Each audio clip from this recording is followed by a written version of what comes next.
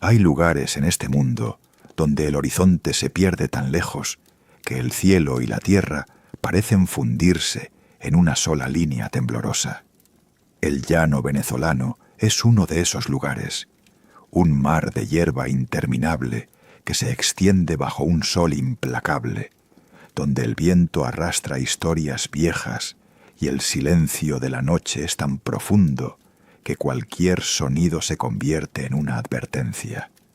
Aquí, en estas tierras sin límite, las leyendas no se cuentan como cuentos para entretener, se susurran como advertencias para sobrevivir. En los tiempos antiguos, cuando los ranchos estaban más aislados y las familias vivían de la cría de ganado y del sudor de la tierra, existió un muchacho llamado Gregorio. Era el hijo único de un llanero trabajador, un hombre de manos curtidas y espalda doblada por los años de labor bajo ese sol que todo lo quema. El padre de Gregorio era respetado en la región, conocido por su palabra firme y su corazón noble. Pero su hijo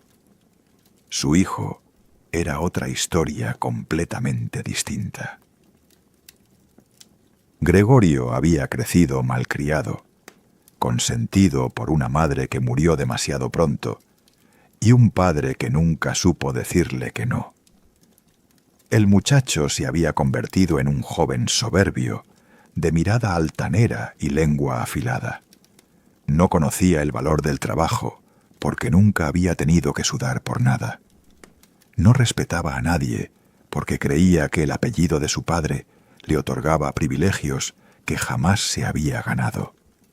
Los peones del rancho lo temían, no por respeto, sino porque su mal carácter era legendario y su crueldad con los animales era conocida en toda la región.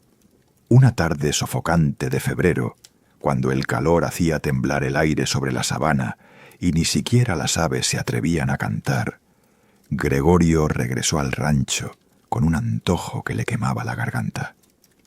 Había estado bebiendo aguardiente en el pueblo vecino con otros muchachos igual de ociosos que él, y durante la borrachera había presumido ante sus compañeros que esa noche cenaría las vísceras más finas del mejor venado del llano. No importaba que no fuera temporada de caza, ni que conseguir tal animal requiriera días de cacería. Gregorio lo había prometido, y su orgullo no le permitía echarse atrás. Cuando llegó tambaleándose al rancho, con los ojos enrojecidos por el alcohol y la soberbia hinchándole el pecho, buscó a su padre.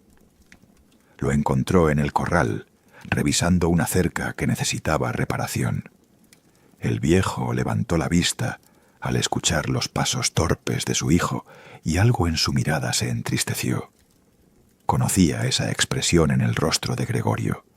Era la expresión de quien viene a exigir, no a pedir. «Viejo, necesito que mates un venado ahora mismo», dijo Gregorio sin saludar, sin un mínimo de respeto en la voz. El padre se enderezó despacio, limpiándose las manos en el pantalón gastado. «Hijo, no es época de cazar venados. Además, ya está cayendo la tarde. Mañana, si quieres, podemos salir temprano y ver qué encontramos». Pero esas palabras razonables solo sirvieron para encender la furia en el pecho del muchacho. La humillación de que su padre se negara a cumplir su capricho frente a la posibilidad de quedar como un mentiroso ante sus amigos fue demasiado para su ego inflado.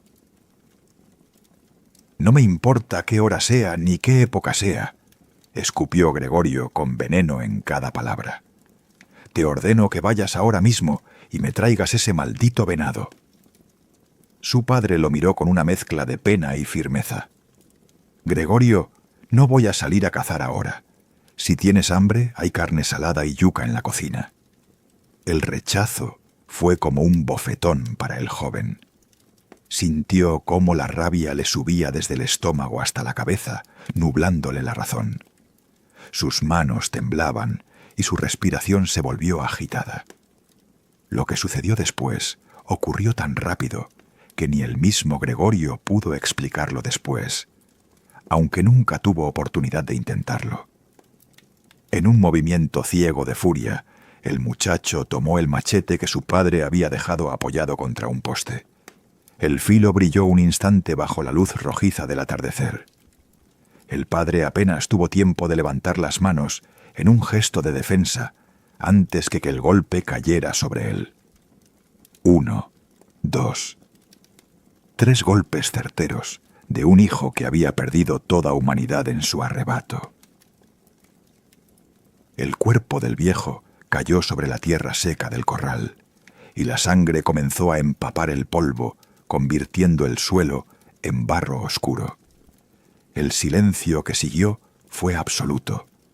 Ni los grillos cantaban, ni el viento soplaba. Era como si el llano entero hubiera contenido la respiración ante la atrocidad que acababa de presenciar. Gregorio se quedó de pie, mirando el machete ensangrentado en su mano, y algo frío comenzó a trepar por su columna vertebral. No era arrepentimiento todavía, era el primer roce del miedo. Pero el miedo se volvería terror absoluto cuando, horas más tarde, el abuelo de Gregorio llegara al rancho buscando a su hijo. El anciano era un hombre de otra época, de esos que habían domado el llano a punta de voluntad, y sabían que hay pecados que ni Dios mismo puede perdonar. Cuando encontró el cuerpo de su hijo tirado como un animal en el corral, y vio a su nieto intentando esconder la evidencia de su crimen, algo antiguo y terrible despertó en sus ojos. Gregorio intentó mentir. Intentó inventar una historia sobre bandidos o accidentes, pero las palabras se le quebraban en la boca. El abuelo no dijo nada. Simplemente caminó hacia el muchacho con una calma que era más aterradora que cualquier grito. Tomó el mismo machete que había asesinado a su hijo y con movimientos precisos comenzó a descuartizar el cuerpo del muerto. Gregorio, paralizado por el horror, no podía moverse. No podía apartar la vista de esas manos arrugadas que cortaban hueso y separaban carne con una determinación espeluznante. Cuando terminó, el abuelo metió los huesos en un saco de fique, ese tejido áspero que se usa para cargar café. Los limpió uno por uno, sin prisa, como quien cumple un ritual sagrado. Entonces, por primera vez desde que había llegado, habló. Su voz sonaba como piedra, raspando contra piedra. Vas a cargar estos huesos por el resto de tu existencia. Los huesos de tu padre, a quien asesinaste por un capricho de borracho. Y no conocerás descanso, ni en esta vida, ni en la muerte que viene. El llano será tu cárcel y tu condena. Lo que el abuelo hizo después se convirtió en la parte más oscura de la leyenda.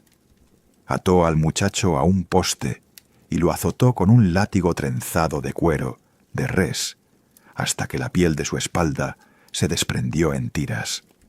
Los gritos de Gregorio resonaron por todo el llano, pero nadie acudió a ayudarlo. Luego soltó a los perros más salvajes del rancho y los azuzó contra el muchacho. «Corre», le ordenó el abuelo mientras desataba las amarras.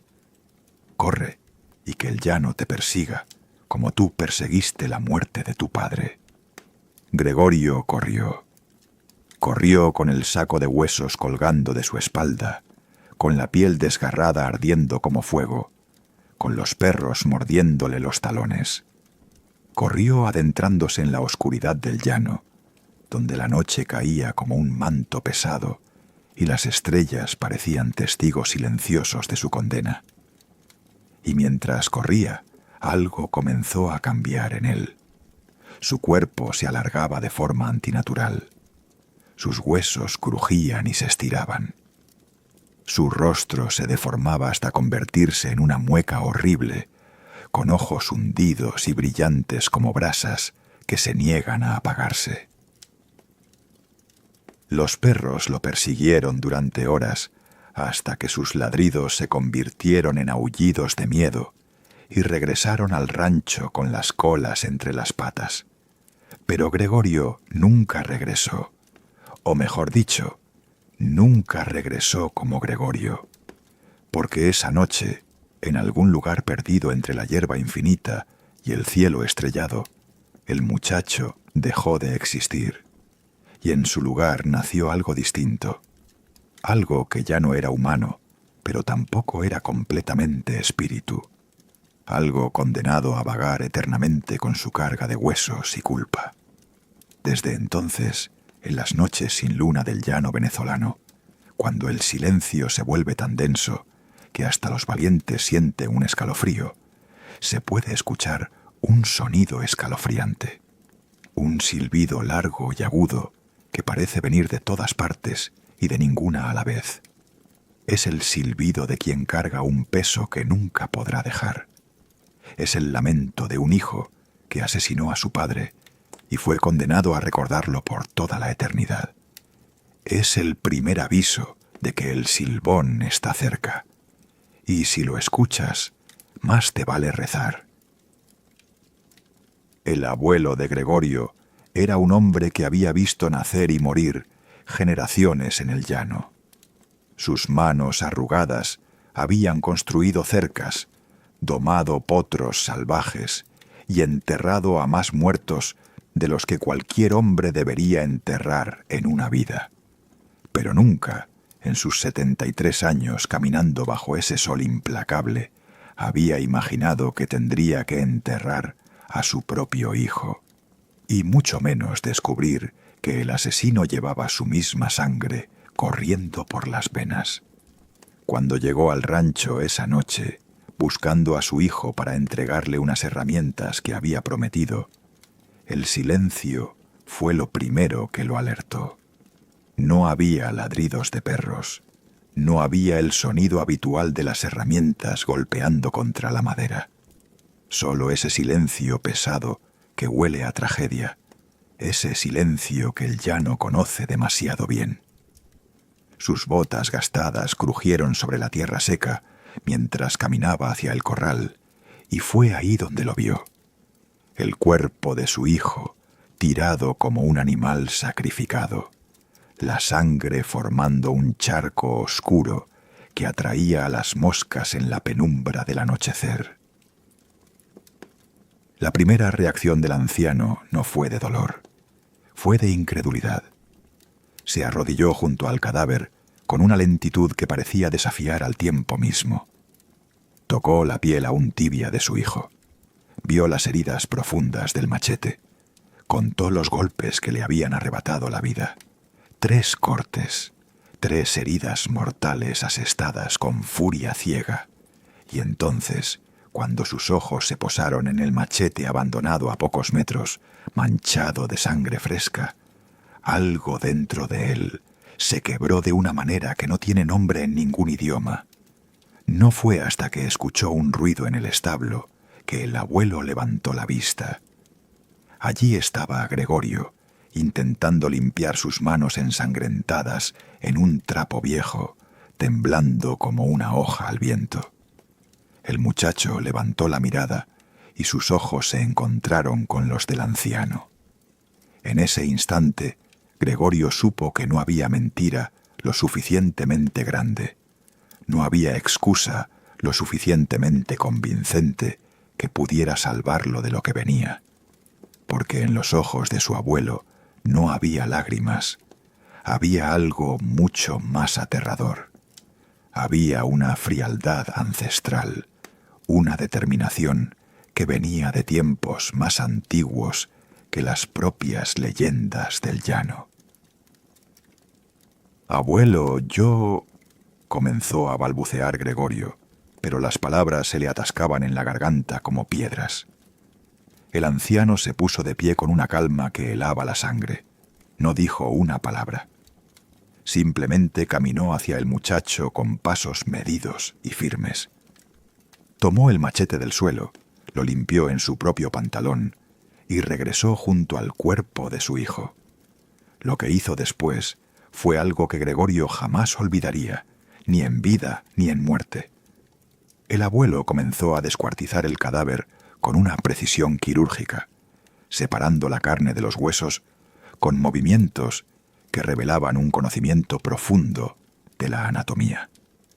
Cada corte era deliberado, cada separación de articulación estaba calculada.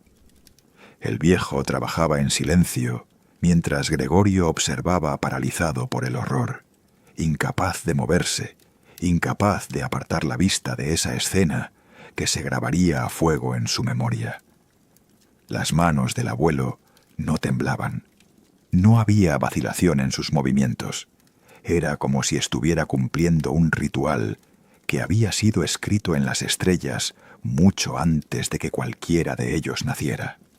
Los huesos quedaron limpios, blancos bajo la luz mortecina de la luna que comenzaba a asomar. Fémur, tibia, costillas, cráneo. Cada uno fue colocado con cuidado sobre un trapo extendido en el suelo. Cuando terminó, el abuelo tomó un saco de fique, de esos que se usan para cargar las cosechas de café, ásperos y resistentes. Metió los huesos uno por uno dentro del saco, y el sonido que hacían al chocar entre sí era como un repiqueteo macabro que resonaba en la noche. Entonces, finalmente, el anciano habló. Su voz era baja, pero cada palabra caía como una sentencia inapelable.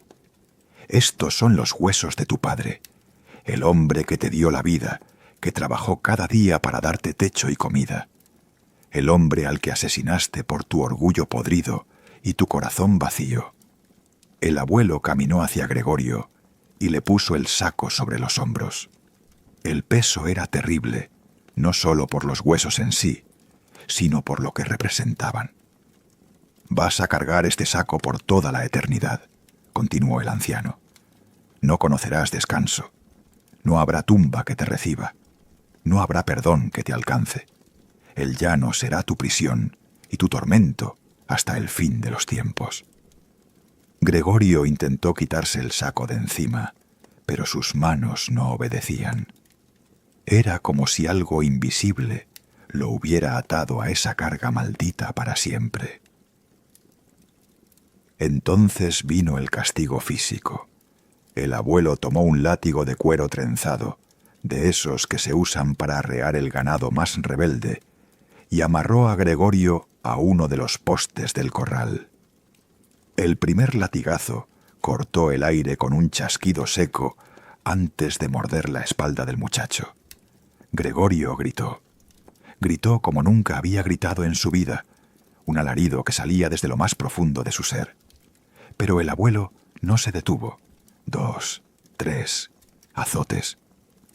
La cuenta se perdió cuando la sangre comenzó a correr por la espalda de Gregorio, manchando su camisa desgarrada, goteando sobre la tierra que ya había bebido la sangre de su padre. Cada latigazo era una palabra no pronunciada.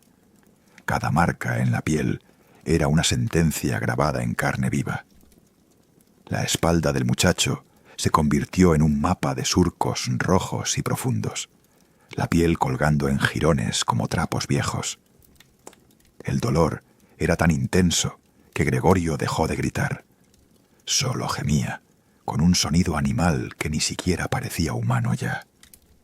Cuando el abuelo finalmente dejó caer el látigo, las manos le temblaban por el esfuerzo, pero su rostro seguía impasible como una máscara de piedra. Pero el castigo no había terminado.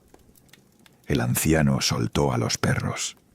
Eran 5 mastines enormes, bestias criadas para proteger el ganado de los jaguares y los ladrones. Animales que conocían el olor de la sangre y respondían a él con un instinto salvaje.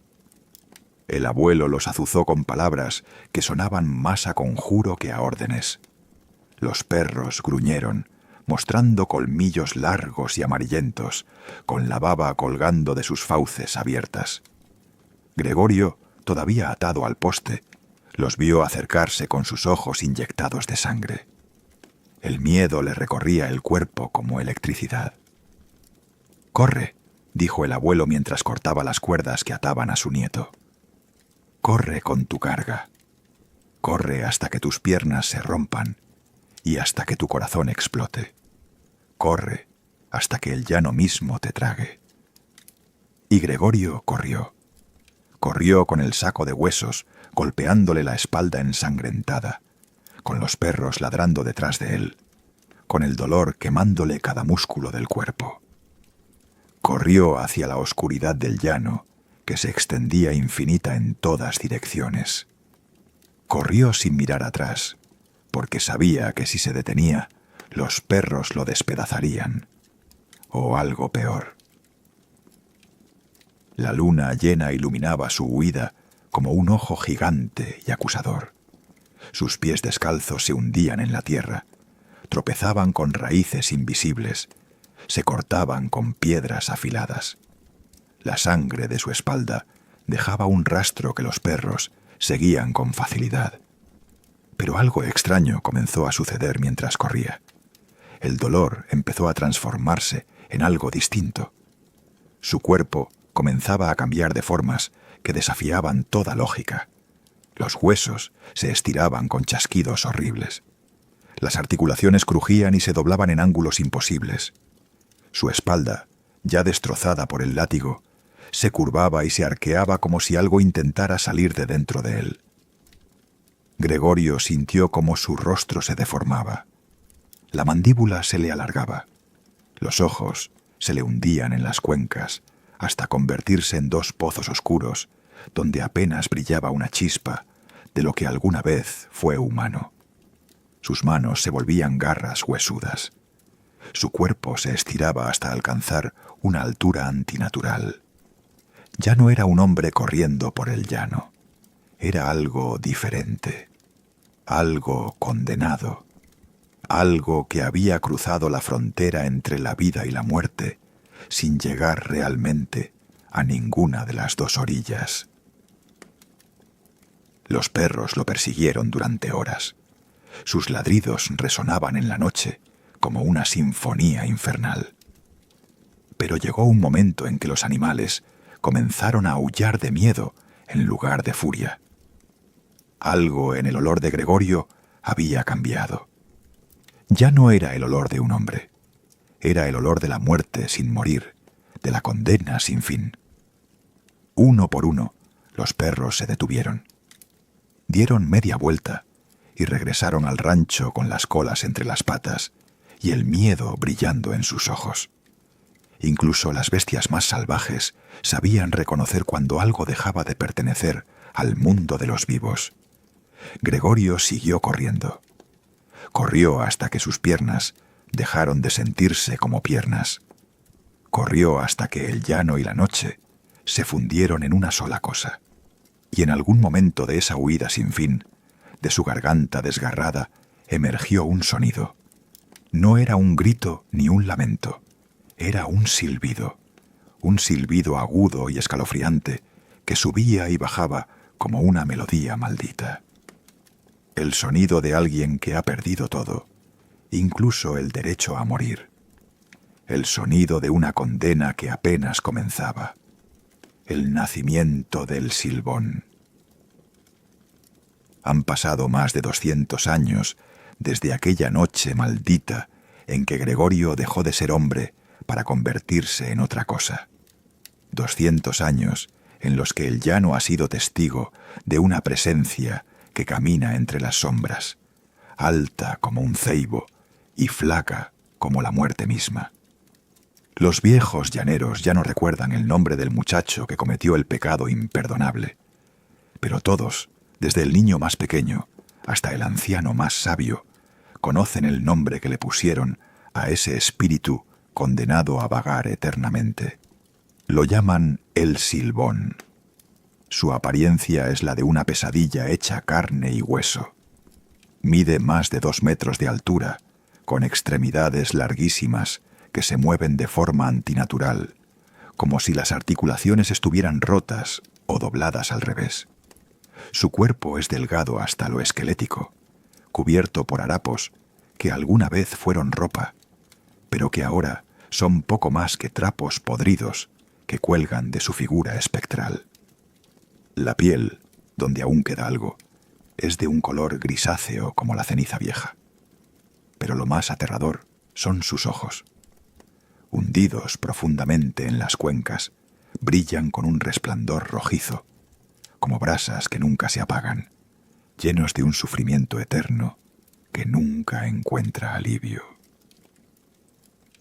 Sobre su espalda encorvada siempre lleva el mismo saco de fique que su abuelo le cargó aquella noche fatídica. Dentro tintinean los huesos de su padre, un sonido seco y hueco que se escucha incluso sobre el viento. Dicen que de vez en cuando el silbón se detiene para sacar los huesos y contarlos uno por uno, asegurándose de que ninguno se haya perdido. Si llegara a perder, aunque sea una sola falange, un solo fragmento de esa carga maldita, su condena se extendería por 1000 años más. Así que los cuenta obsesivamente, con sus dedos huesudos, mientras murmura números en una voz que suena como el crujir de ramas secas.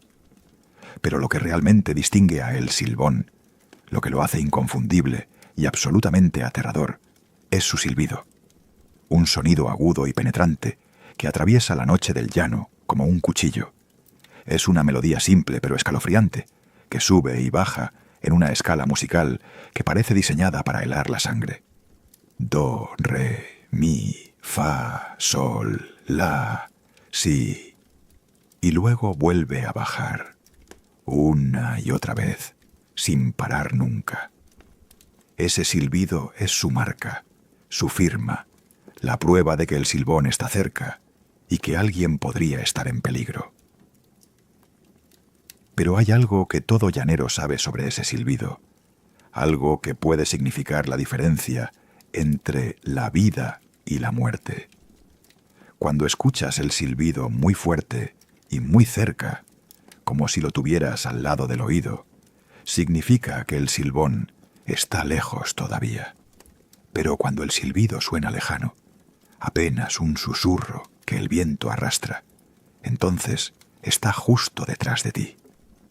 Esta inversión de la percepción es parte de la maldición, un engaño más de la condena que arrastra. Es su manera de jugar con sus víctimas, de darles falsas esperanzas antes de reclamarlas. El silbón no persigue a cualquiera. Tiene preferencias muy específicas que vienen grabadas en la naturaleza misma de su condena. Busca hombres borrachos que abandonan a sus familias por el alcohol.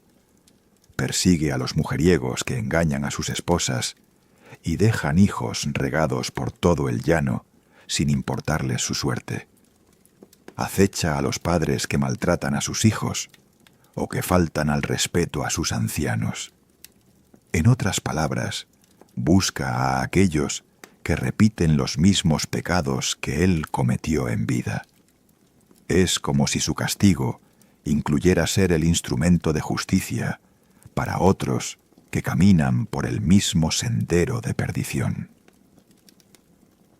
Cuando el silbón encuentra a una víctima apropiada, el ritual es siempre el mismo. Primero viene el silbido, anunciando su presencia.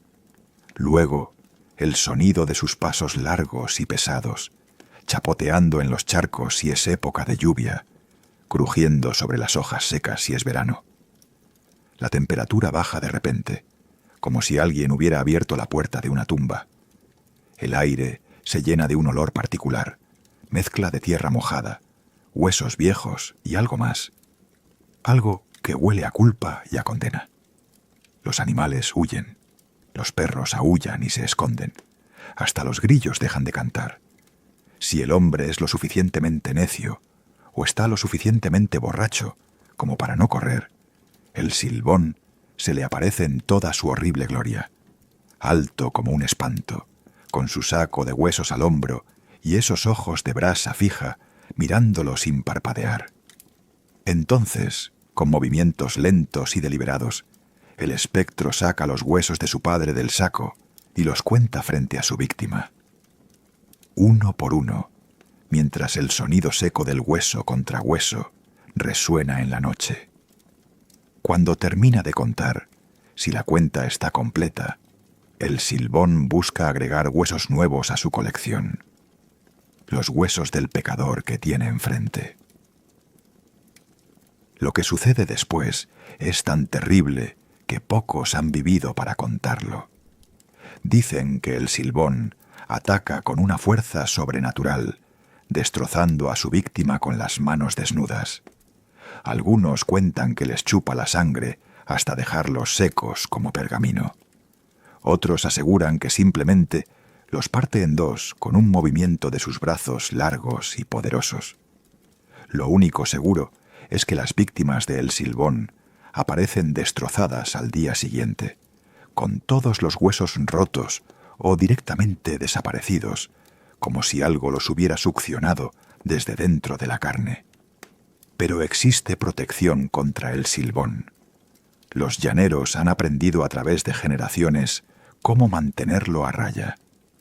Si escuchas su silbido, lo primero es persignarse 3 veces y rezar un Padre Nuestro completo sin trabarte en ninguna palabra. Llevar un crucifijo bendecido en el pecho puede detenerlo, porque a pesar de su poder, el Silbón sigue siendo un alma en pena que responde a los símbolos sagrados.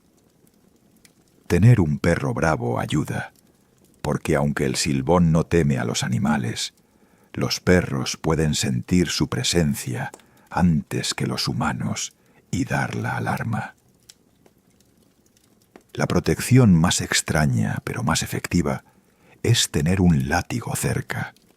Dicen que si agitas un látigo 7 veces, mientras pronuncias el nombre de la Santísima Trinidad, el Silbón retrocederá, porque el sonido del látigo le recuerda su castigo original, la golpiza que su abuelo le propinó antes de convertirse en lo que es ahora.